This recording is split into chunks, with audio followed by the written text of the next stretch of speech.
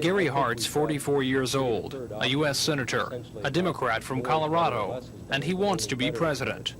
Well, I think it's very important for the future of the Democratic Party and eventually the future of the country for my party to come up with solutions to the problems of the 80s and 90s that are both rooted in our traditional values as a party committed to social justice and equal opportunity and the average citizen, small business, farmers, and so on, but at the same time respond to the changes that are going on in the country and in the world. Even though the presidential election is 2 years away, Mr. Hart's campaign is drawing the attention of Democrats and Republicans alike. It's being called by some a campaign of ideas, ideas which Mr. Hart says take the best parts of the traditional Republican and Democratic views. We're involved in an economic revolution that is moving us into the post-industrial era. We're involved in the international marketplace for the first time in our history. We must have a much better educated workforce, much more commitment to broad-based education in this country, a more aggressive trade policy, a fairer tax policy, and I think the opportunities for us as Americans in the future are very great, but we have to change the way we're doing business to take advantage of those. What Mr. Hart says he's after is the votes of those people who are dissatisfied with extreme political platforms. Most Americans know that the answers don't lie to the extreme right or the extreme left. They lie in the future and not in the past. And so I think Mr. Hart we're proposes on the major changes in the way income is taxed, the way the country is defended, and the U.S. position in the world energy market. And he seems to have plenty of energy. Already on the campaign trail 2 years before the vote, although he won't officially announce his candidacy until next year, he says he thinks he'll win. Tom Foreman, WSFA TV News.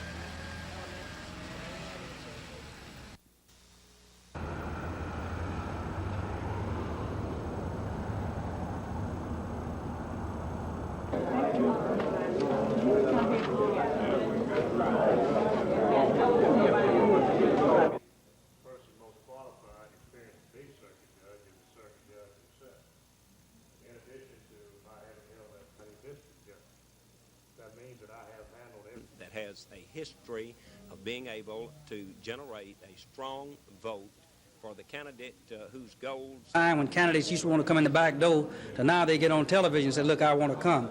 I think it is significant that some candidates who have never been before the Alabama Democrats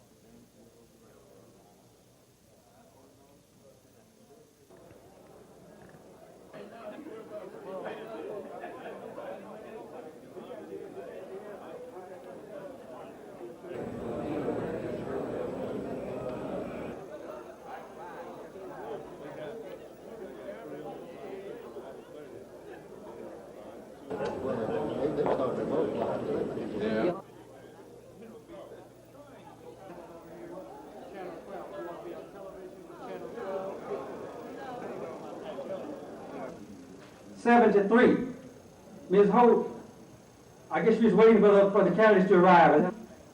And Baldwin, not Baldwin, Washington and Clark, Washington and Mobile. So we're waiting on that. Okay.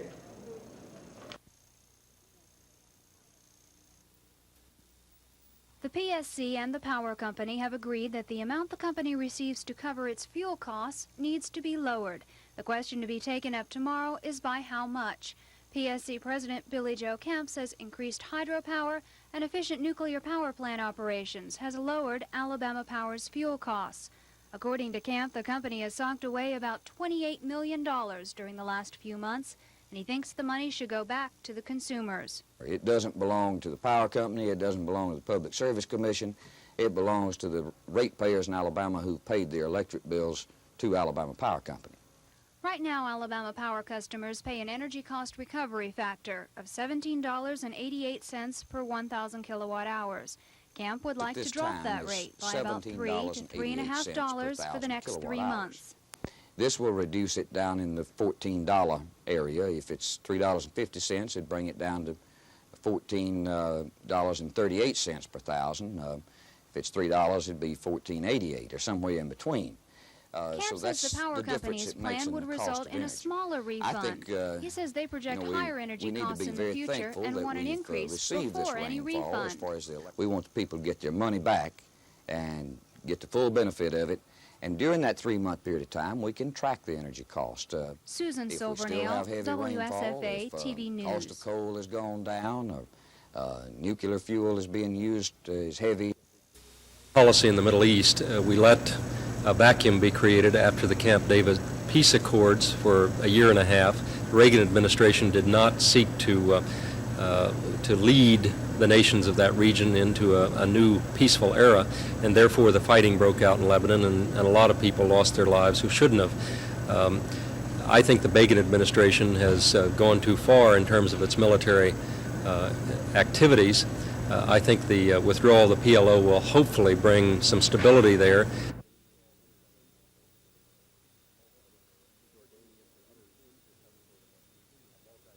Jordanians and others into some sort of a multinational peace agreement for the region, or we'll just have continued fighting one way or another over there.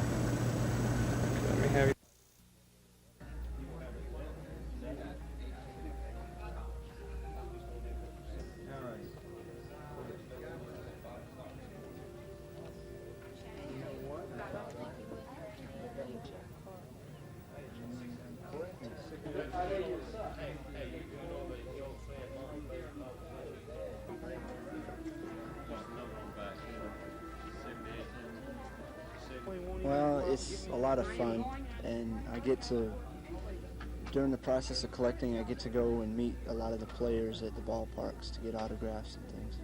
But it's a little bit of the money, a little bit of the fun, but mostly for the fun of it.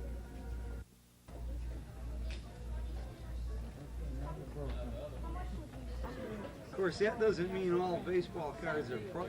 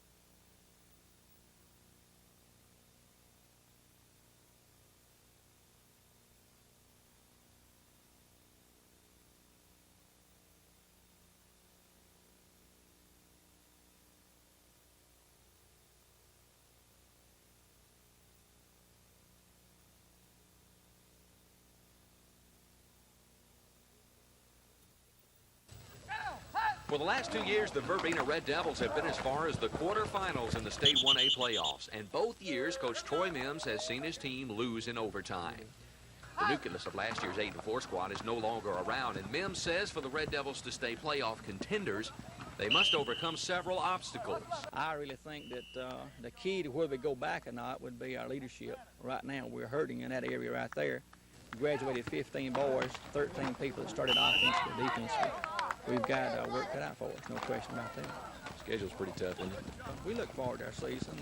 We play real good competition. Of course, I think you play a lot like your competition is. So we're looking forward to it, and I just hope we can keep 11 on the field without getting broken up, hurt, maybe even killed.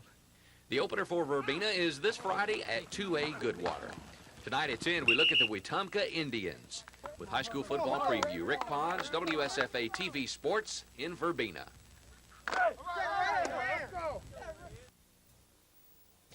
Last season, the Wetumpka Indians finished an impressive 10-1 and made it to the state 3A playoffs for the first time ever.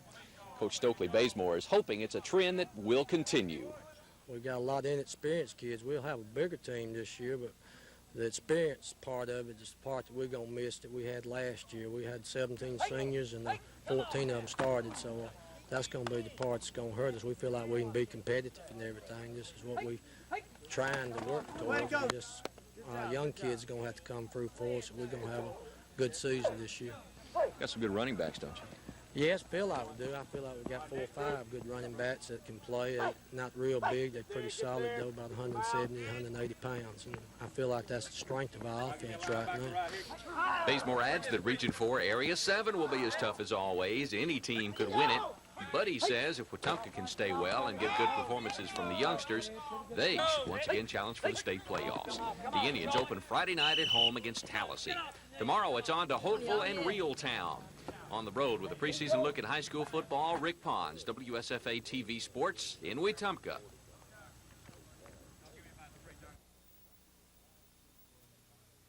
While investors on Wall Street were in a buying frenzy this week, those who buy stocks for the state retirement system sat back and watched the activity.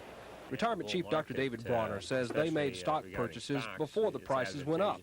He says most of their money is invested in high-interest bonds purchased months ago when yields were high. According to Bronner, they don't follow the exclusive advice of an economist like Henry Kaufman. Rather, they listen to what many economists say. Therefore, we didn't really feel that interest rates would go substantially back up to the point that some of the others felt that it would. Like Kaufman. Right. And so basically we followed another economist by the name of Richard Hoey of Beish, who basically had told us in essence that about 5 months ago that when you have rates on AAA government paper at 15%, we bought Jenny Mae's, for example, which is AAA U.S. government guaranteed paper at 16.25, 16.5, 17%, and we felt pretty comfortable with it. And now, for example, those same Jenny Mae's today are trading right around the 13% level and falling. Dr. Bronner says the president's success with the tax increase should also help the retirement system's investment outlook. Dennis Latham, WSFA TV News.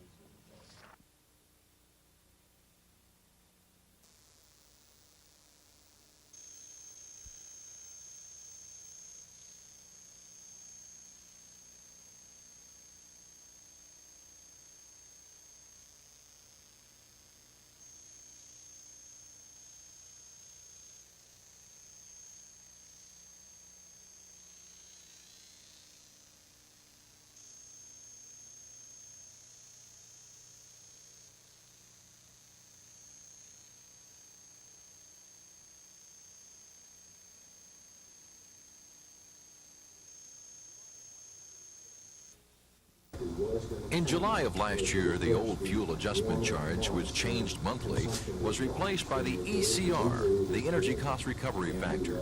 ECR was meant to stabilize fuel adjustment rates for a minimum period of 3 months. And for the past year, the ECR rate of $17.88 per 1,000 kilowatts of electricity used has remained the same.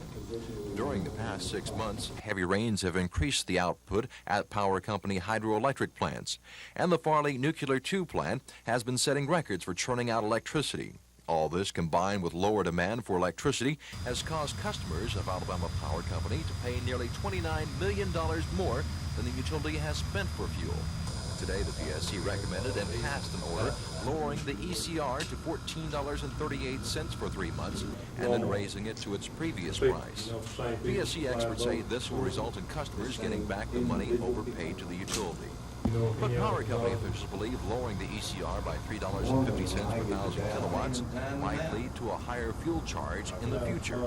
We expect that the good hydro conditions and the 100% operations of the nuclear plant will not prevail, and therefore the cost of fuel will increase as we move forward in time, thereby increasing the 1788. But Harris also admits that no one really knows what will happen to the ECR 3 months from now. It depends on a variety of factors. What is for sure, at least for the next 3 months, is that Alabama Power customers will see about a 5% reduction in their bills. Don Phelps, WSFA TV News.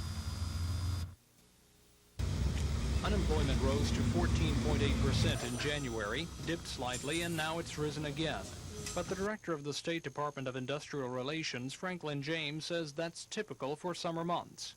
Well, of course, we're continuing to have layoffs in manufacturing and in the durable goods sector, especially of manufacturing. In addition to that, we think that part of this increase that's in the apparel and textile industry is brought about by some vacation layoffs.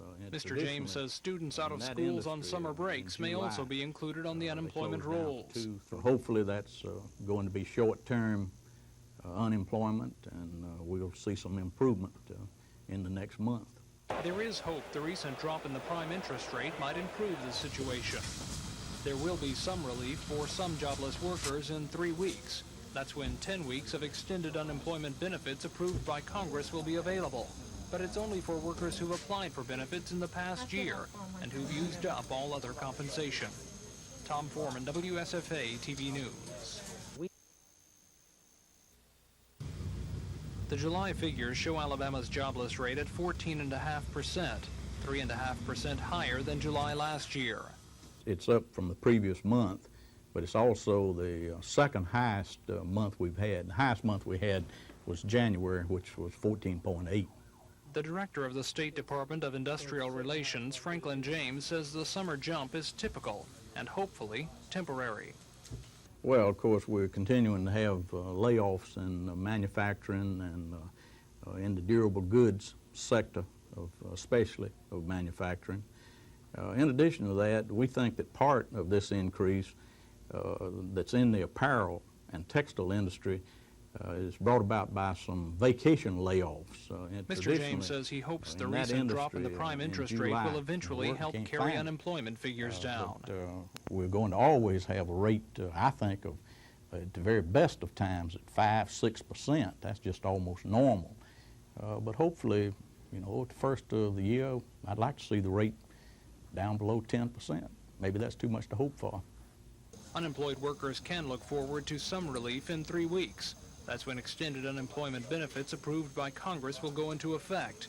The extra money will only go to workers who've applied for compensation in the past year and who've used up all their other benefits. Tom Foreman, WSFA TV News. One I will not bend from is fairness and equality, equal justice for all. Well, another thing I want to do to give a good shot in the arm to the Alabama economy and get it moving, because it's setting on go and all we need is somebody to push the go button, and I'm that person. I'm going to propose that we abolish the state graduated income tax. Now this is going to give the people of Alabama now in these economic hard times a needed boost in their economic position, where they'll have more money to make their house payments, their car payments, to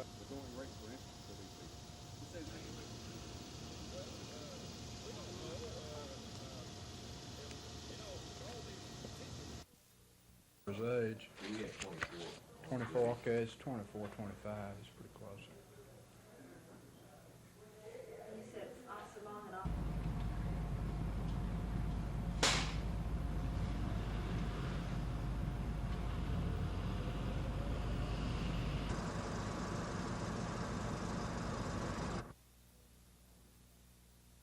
He wasn't armed as far as we know. We found at the scene some vice grip pliers and a flashlight. There were some indications that it may be another subject involved from statements he made to us at the scene. We're in the process now of trying to clear that up.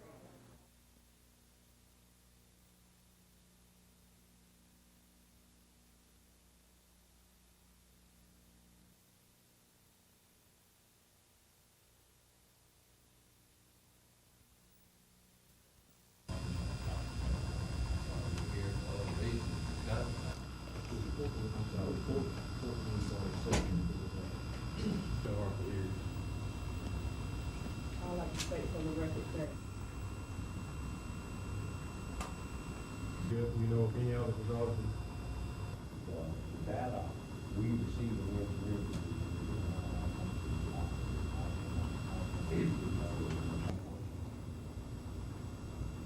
but I understand that your function is to take whatever numbers you think. We saw just recently that $11.5 million was spent out of this treasury that was not appropriate. A friend of mine called the other day and said he had heard announced over the news, radio or TV, that I was running 1.5% in the polls. That means 15 people out of 1,000 had said they would vote for me.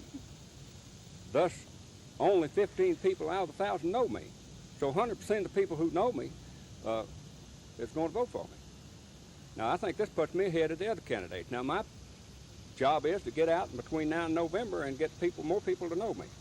And I figure if I can contact 1 million voters and not lose but 30 or 40% of it. Legal action brings to a head 2 years of political infighting here in McKenzie between the mayor, Betty Stinson, and a two-member faction of the city council. Mayor Stinson's lawyer, Kenneth Thomas, explains the suit. In the complaint, we allege that the city council of the city of McKenzie has invaded and usurped the office of the mayor of the city of McKenzie, and that they have denied the mayor access to the financial records of the city of McKenzie, and have even denied her access to her own physical office. Also in the complaint, we allege that the chief of police of the city of McKenzie was illegally and wrongfully dismissed and or terminated from that position. From the office of police chief? From the office of police chief of the city of McKenzie. In the lawsuit, we are requesting the court to order that the city council provide the mayor with the financial records of the city of McKenzie, and even grant to the mayor access to her physical office. On behalf of the chief of police, we are requesting that the court order that he be reinstated to that position. And finally, we are requesting that the court order Councilman Watson to return to the proper authority of the city of McKenzie keys, police cars, and uniforms of the police department. And that's basically is the crux of our lawsuit. When the suit will be heard in court is not known at this time. This is Norman Lumpkin, WSFA TV News reporting. The Alabama State Docks is now worth $500 million, according to Representative Jerry Robinson. It's ranked 9th in the country in international waterway traffic behind the nation's top 3 state docks, New Orleans, New York, and Houston, and Alabama docks officials are bragging about the ranking. But in the Gulf of Mexico, we also have a lot of competition, so we think the 9th means a whole lot. The Gulf ports from Florida all the way around to Texas handle 45% of our nation's international tonnage. So for Mobile to be 9th in the total U.S. with this much competition, we think says good things about the port. The impressive ranking doesn't stop there. The Mobile port is the 7th largest dock in importing tonnage and ranks 10th in exporting cargo. And officials say business is growing. Last year, container traffic, general cargo, and bulk tonnage, consisting primarily of coal, was up 39%. This year, officials say the dock's 4 major operations, general cargo, the bulk material handling plant, the grain elevator, and the McDuffie coal plant are all operating at full capacity. Kim Davis, WSFA TV News. Auburn trustees gave the State Highway Department right-of-way to more than 66 acres of land at the school's E.V. Smith Research Center.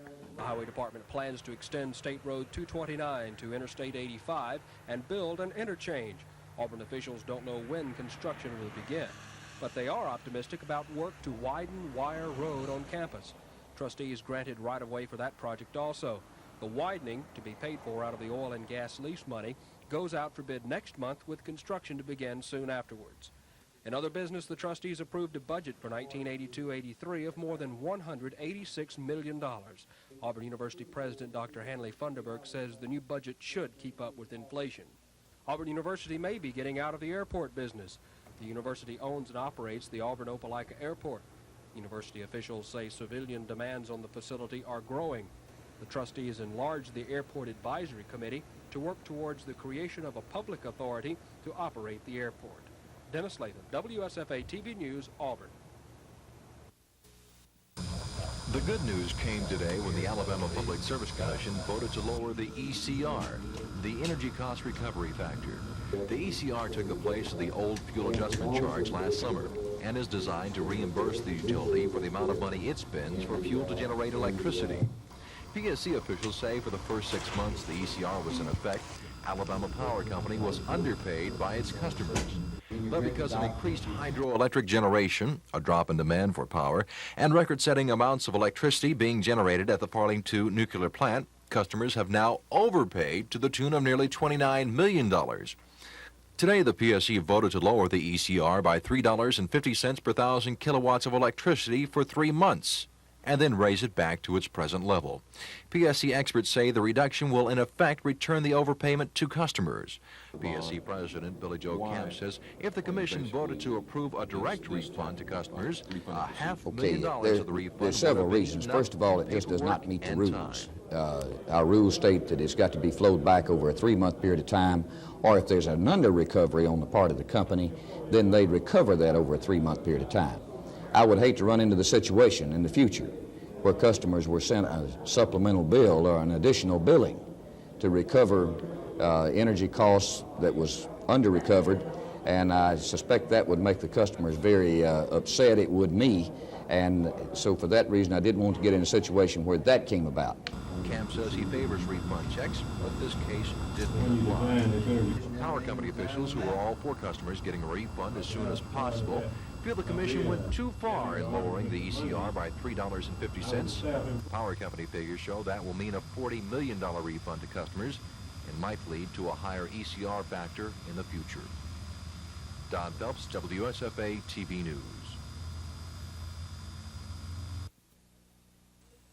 After a trip to the State 2A playoffs last season, the Holtville Bulldogs enter this season not only looking to repeat last year's performance, but doing it with a new coach as well. Steve McCord comes to Holtville from Florida, and he inherits a veteran squad from last year's 7-3 team. Well, we've got about 5 returning starters from last year's team, and a good nucleus to work with. You know, so we're expecting big things from them. I think we got a group of kids that are willing to work real hard and dedicate themselves to win. You know, so we feel good about this year's club. Prospects for Holtville were looking better until the loss of 3 key starters on offense. Coach McCord says that could have an effect on this coming season. That's right. We have 3 starting running backs, and of course most of our speed that we've lost indefinitely, and because of injury and some personal problems and with a couple of them. So, you know, we don't know about them. They're just kind of up in the air, but it really hurts us right now. The Bulldogs play a tough schedule that includes 4 3A opponents. They'll open on the road at 3A Chilton County this Friday night. Tonight at 10, the Reeltown Rebels. With high school football preview, Rick Pons, WSFA TV Sports in Holtville. Good job, man. That was Joe. Well, it gave me a lot to work for. Really gave me a lot of incentive. I worked real hard this summer to come back, you know, in the best physical shape I could, and that I'm glad it happened that way. I've got, you know, my goals set, and I really feel like I got a chance to reach them now. Does it make sense to simplify the offense some, because you're supposed to have the good defense and give them the opportunity to set you up and give you the short yardage situation? It really does. We don't feel like we're going to have to score a whole lot of points to win this year because our defense is going to be so strong, and the believers of the wishbone, you know, they, like Coach Crow, he doesn't think you have to use that many trick plays and that many different formations, so we'll stick basically to just the pure wishbone, I believe. Well, I say it's 25. I don't know what I got anything here saying what he...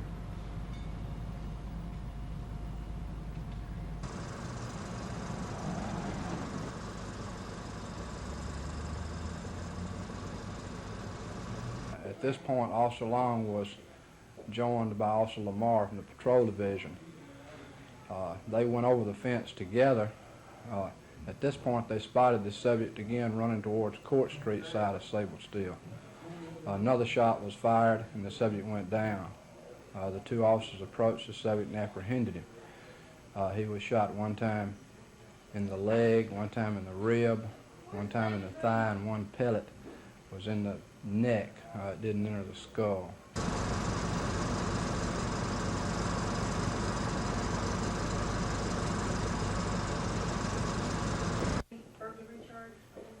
Yes, at this point. The Gulf ports from Florida to Texas handle 45% of the nation's international cargo, and a good portion of the tonnage is making its way to the Mobile port, which ranks 9th in the country in international waterway traffic. Docks officials say the port's 4 major business facilities are operating at full capacity. The McDuffie coal plant, which representatives say is the port's biggest moneymaker, is handling a full load of coal and expects to handle 22 million tons of coal a year once Phase 3 of its rebuilding project is complete. The bulk plant is a major contributor to Alabama industries, serving several of the steel companies almost exclusively for their imported product, their imported iron ore to make their products with. Robinson says total business at the port, including state and private sector use, is up 29.8%, along with container traffic, general cargo, and bulk tonnage. The Mobile port ranks 7th in the country in importing cargo and 10th in exporting goods. Kim Davis, WSFA TV News. Do we still have the intergovernmental relations committee? I know, has the city cut out all their committees and we no longer have intergovernmental relations, or they haven't called a meeting instead? It's a regular committee. It's $7.50, $907.50, $571.20, $369. On the mid-size, it's $73.75.86, $300. Can't go within there, can't vote at Highland Garden, but have to go to Newtown. But yet people, who drew the... Question. Has the legislature always had the authority to set up these lines in these cities? Which lines are you talking about? I'm talking about the vote. Dwayne Webster has been coaching Reeltown football for the past 21 years, but never has he enjoyed it more than the last one when the Rebels made it into the State 1A playoffs. But Webster is a realist. Going into this season, he knows it'll be tough to repeat last year's 8-3 mark, especially with as many vacant spots as he has to fill. Like we lost 14 players, and all of them played, and all of them are pretty good football players. So we got a rebuilding job going on, but we're not downhearted about it. We think we're going, by the end of the season, we're going to have a pretty good football team, and our area schedule is conducive to that because we play our last 4 games of the 5 area games we play at the end of the season, and we think we'll be in the thick of it again. Schedule will play a lot in how Reeltown does this season. They open their season September the 2nd at Dadeville, and then they follow with Hopeful and Beauregard, 2 very tough schools, before they get into their region play. Reporting from Reeltown, Rick Pons, WSFA TV Sports.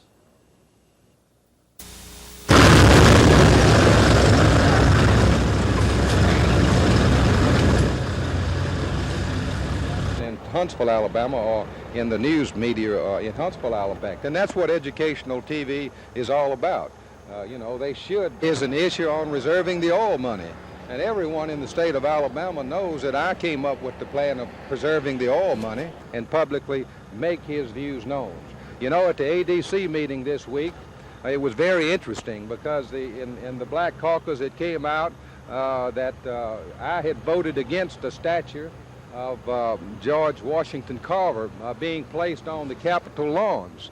And Mr. Baxley very shrewdly has avoided answering any questions like People could go with this particular mechanism, general obligation mechanism, up front, you'll say approximately $400,000. We were constructing the official statement and the documents. But what I wanted to do is once we decide on the actual size of the issue, we could look at available ad valorem taxes. There's a legal technicality with the ad valorem tax opposed to going with a separate entity, public building authority. In addition, because that we've got a substantially improved interest market, we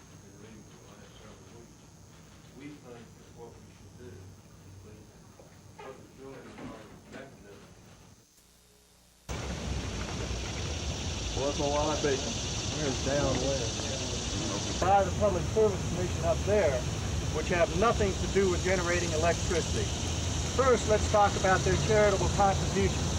I think that the customers of Alabama Power Company in this state have to go over and spend as much money as they want in affecting today's action involving the Alabama Power Company refund on fuel charges.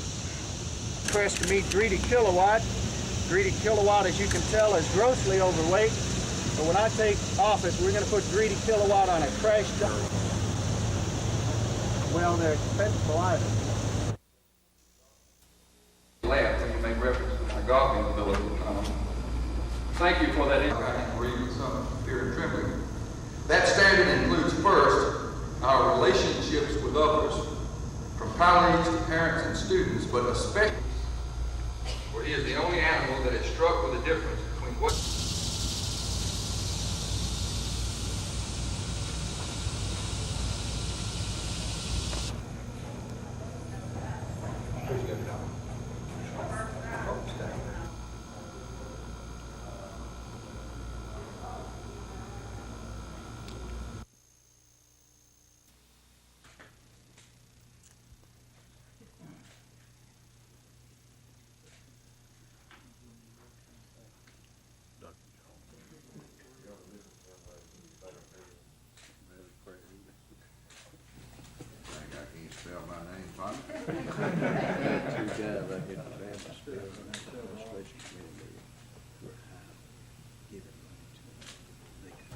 Another bill someone's interested in? Yes, sir. DUI bill? Okay, you got somebody else?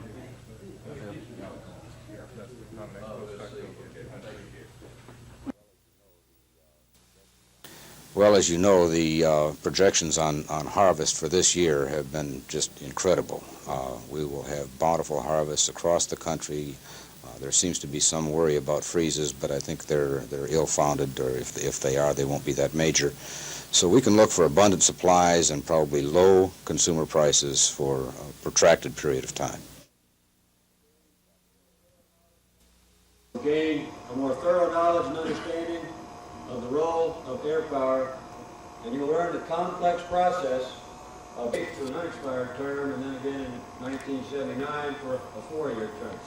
I'd like to introduce you at this time to Mrs. Elise Reynolds. And Elise, I present to you the Air Commander Staff. To those of you who have attended schools here before, meaningful to you as individuals, beneficial to your careers, and useful to your service. For our officers from other lands, and you will excuse us if from time to time. First thing we need to do is restate our export policies in a position where we want to tell the European community and Japan that we are in a position to sell grains on a reliable basis. We need to renew on a long term the basis of our agreement with the Soviet Union and aggressively pursue a price policy in world markets.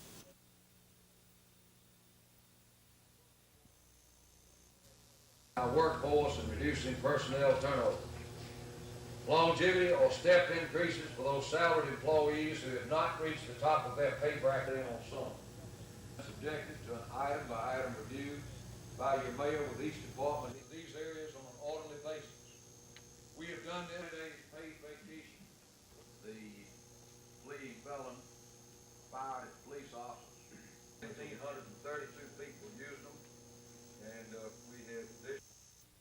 People to go with this particular mechanism, internal obligation mechanism, up front, you're going to save approximately $400,000. But we're constructing the official statement and the documents. So what I wanted to do is once we decide on the actual size of the issue, we can look at available ad valorem taxes. There's a legal technicality with the budget ad valorem tax Opposed to going with a separate entity from the building authority. In addition, because that we've got a substantially improved interest market we've been reading for the last several weeks. We think that what we should do is we put the building authority mechanism. By the Public Service Commission up there, which have nothing to do with generating electricity. First, let's talk about their charitable contributions. I think that the customers of Alabama Power Company and them to go over and spend as much money as they want in yesterday's action involving the Alabama Power. Well, they're expensive items. Charges being paid by Alabama consumers. Now, I have called publicly for the Alabama Power Company to renegotiate these long-term coal contracts in the interest of consumers. And it's one thing for me to call as a candidate, but when I'm elected to the Public Service Commission, I intend to hold hearings on these coal contracts to determine bushels. A year ago, soybean prices were almost $7 a bushel. Today, soybean prices are right at $5.70. To put into that budget to fund defense, it's all going for naught. And agriculture, on our services committee. I'm concerned about what's happening in agriculture, because agriculture is my background. Agriculture is the backbone of the 2nd District, as it is the backbone of this nation. We must have representation in Washington who understands the plight of the farmer and is willing to work for more meaningful farm legislation, who is willing to work much harder to see that we gain entry into foreign markets that are now closed to us, and who will work very hard to put. Local school officials expect the upcoming school term to be a year of challenges. Tomorrow, about 35,000 students will enter classrooms throughout Montgomery County. That's just one of the challenges facing local school teachers. Teachers also face challenging new ways of motivating students and preparing high school seniors to take and pass the new exit exams. Officials say one of the biggest challenges facing school personnel is continuing to do a good job in the classroom despite fewer education dollars. For today, about 900 local principals and secondary teachers got a head start on ways to handle future uncertainties in the classroom. University of Montevallo President Dr. Jim Diggory told the instructors about the importance of measuring up to high conduct standards in the classroom and in leadership roles. He says that's the foundation of the education profession. The basic purpose of all educational activities, in my judgment, is to enable students to learn on their own.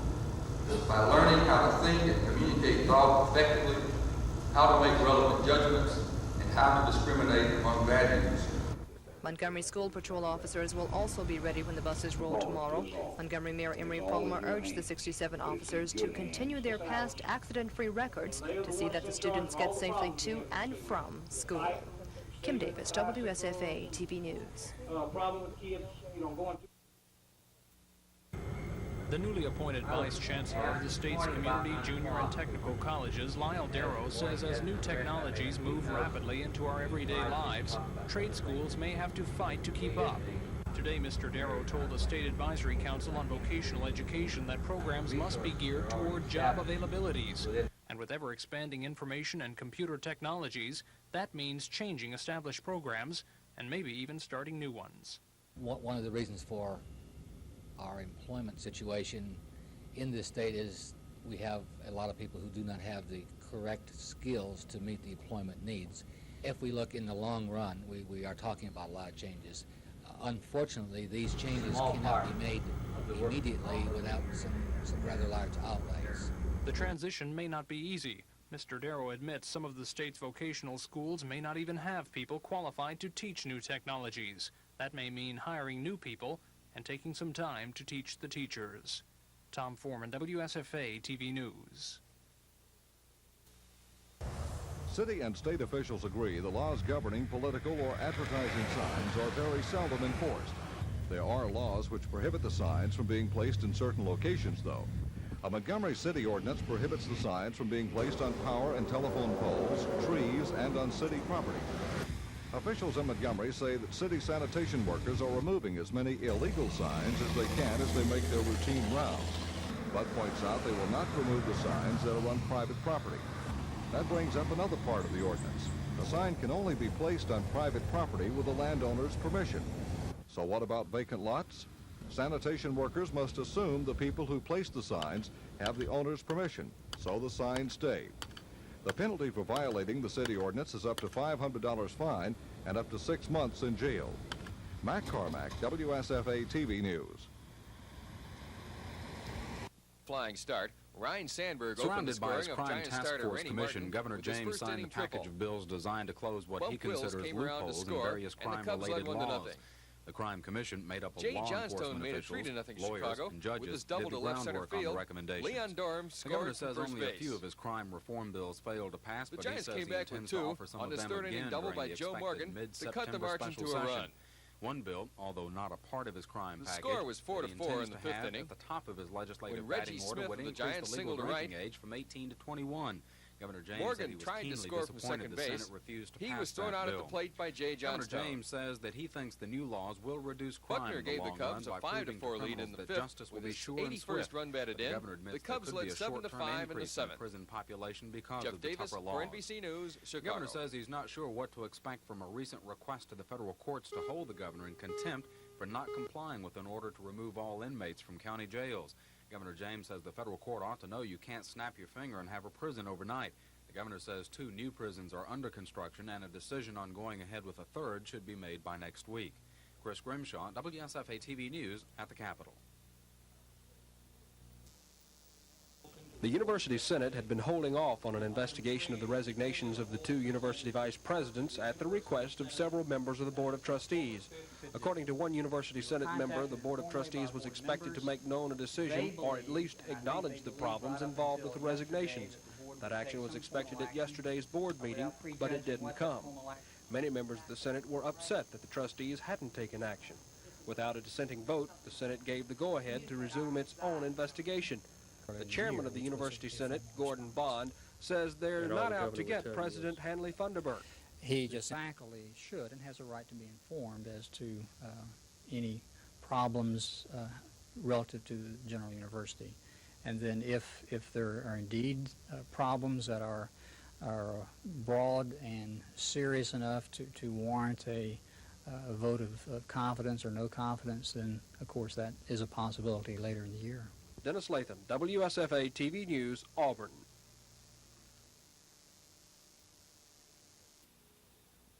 The governor says the recent federal appeals court ruling throws some confusion over the issue of housing state prison inmates in county jails.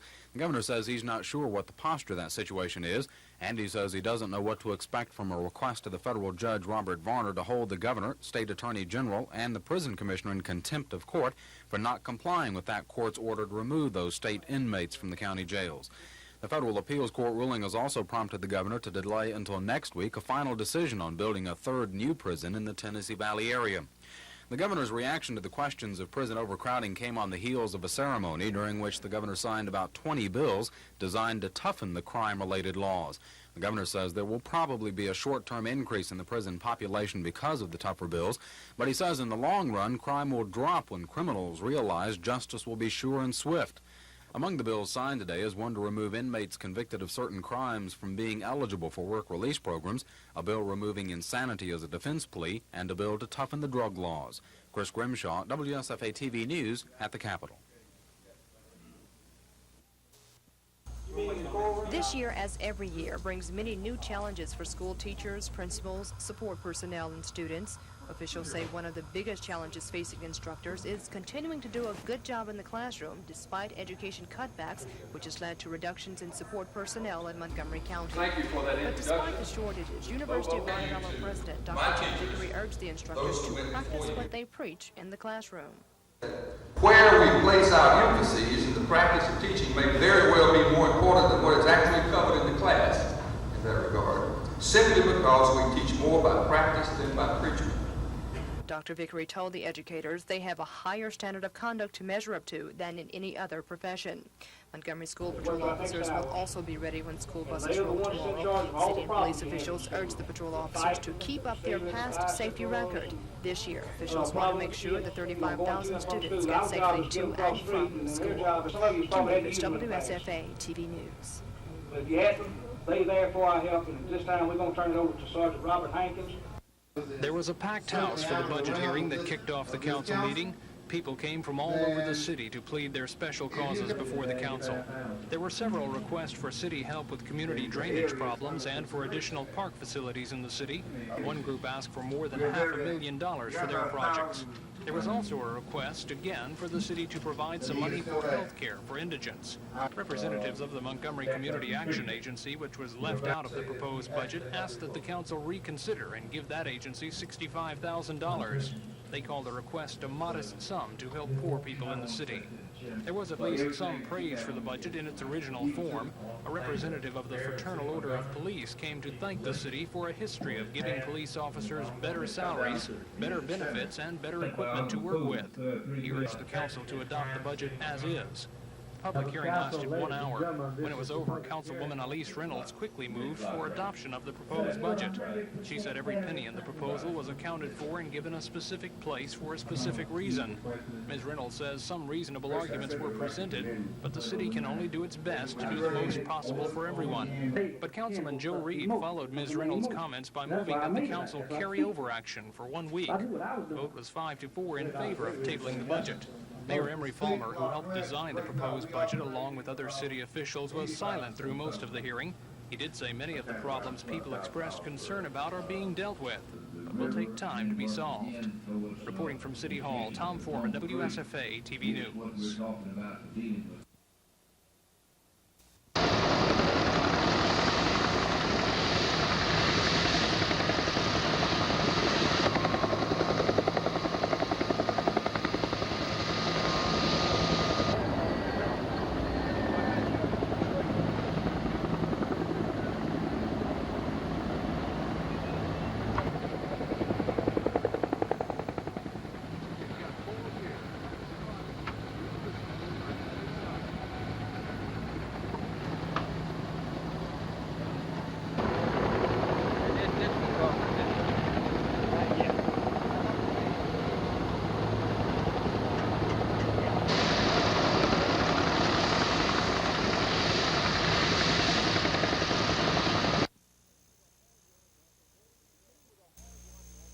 Beginning with a hard liner off the Golden Glove of Mike Schmidt, the Atlanta Braves returned to first place in the NL West, winning their 5th straight one-run game, this time 4-3.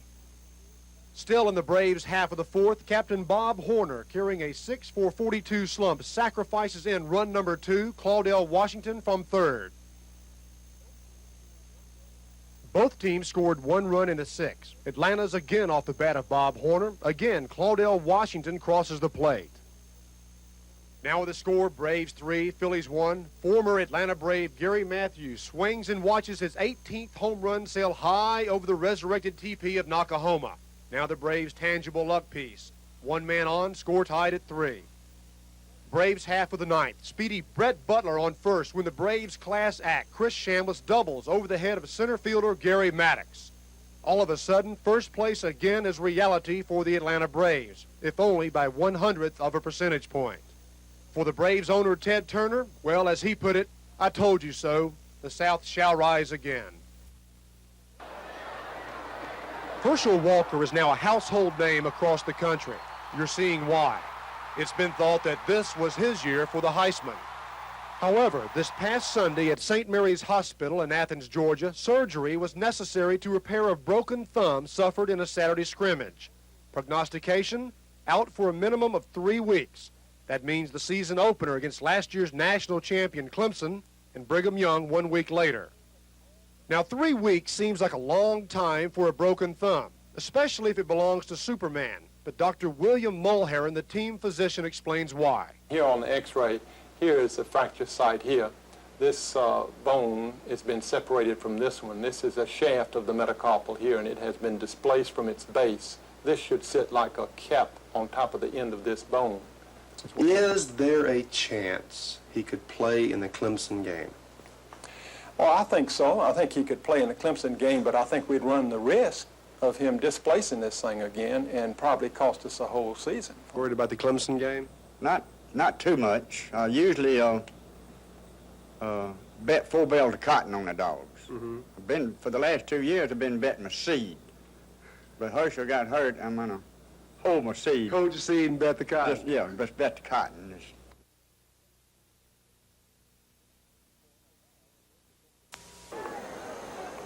For a while, it looked as if today might be the day for Rickey Henderson before a hometown crowd. In the first inning, he got on base and easily stole second to bring his total this year to 116. A few minutes later, he went on to steal third to the delight of fans. At this point, he was 1 steal short of the record.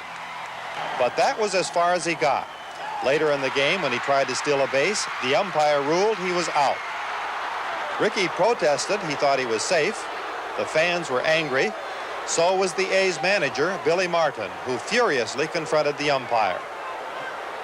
The umpire, in turn, threw Martin out of the game. The team now goes to Milwaukee, where Henderson is expected to finally break the base stealing record. David Burrington, NBC News, Oakland.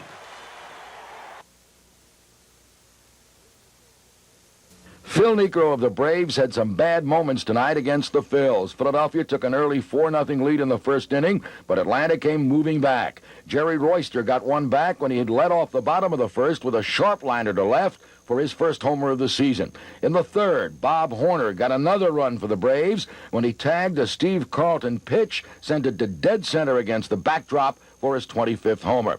The Braves really erupted in the fourth, sending 11 men to the plate for 6 runs. The rally was highlighted by Dale Murphy's 31st homer just inside the right field foul pole with a man on.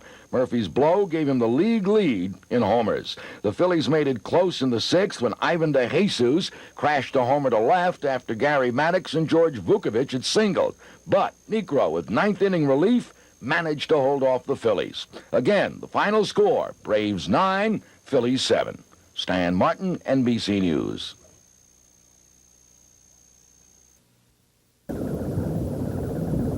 There's a place in South Alabama where it's never night. All we can do is just hope to get out someday. It's a madhouse. On death row. There's 44 on death row this time. Well, I'd rather be free. Holman, doing time. A special report, Saturday night at 6:30.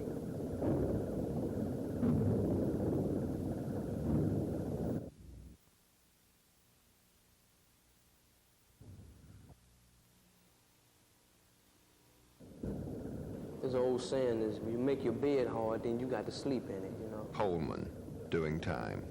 A special report, Saturday night at 6:30.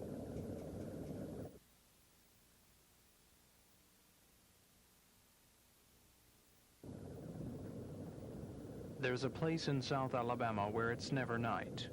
All we can do is just hope to get out someday. It's a madhouse. On death row. There's 44 on death row this time. Well, I'd rather be free. Holman, doing time. A special report, tonight at 6:30.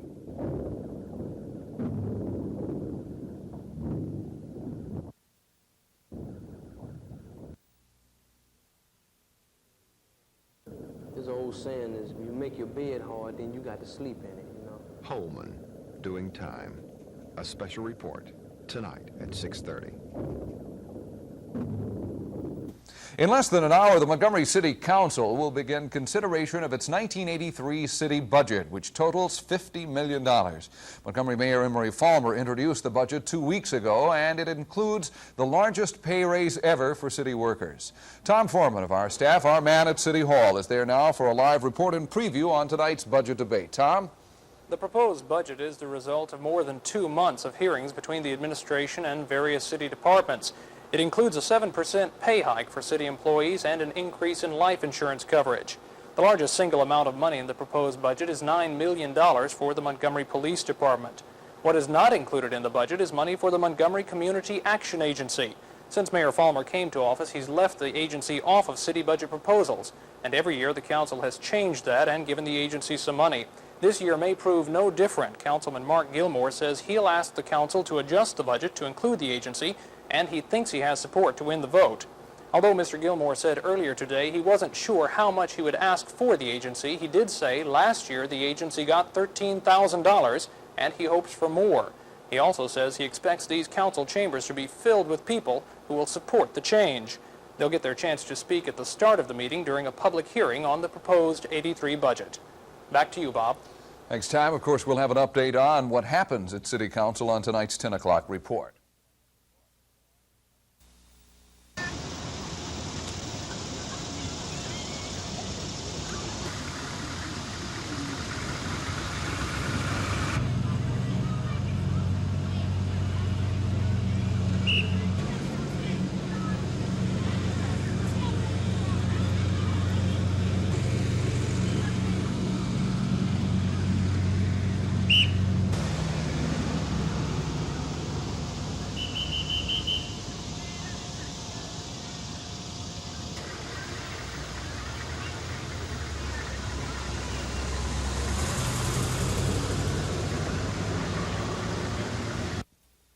thing that occurred in the public school, and my religion forbids me to send my child to a public school. And so I kept not to teach myself. The Honorable Elijah Muhammad.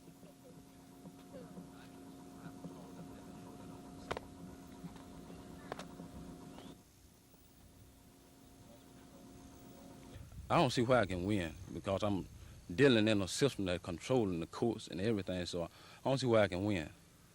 But I just have to fight this thing because it's corrupting my children, send them to public school. So I'm just...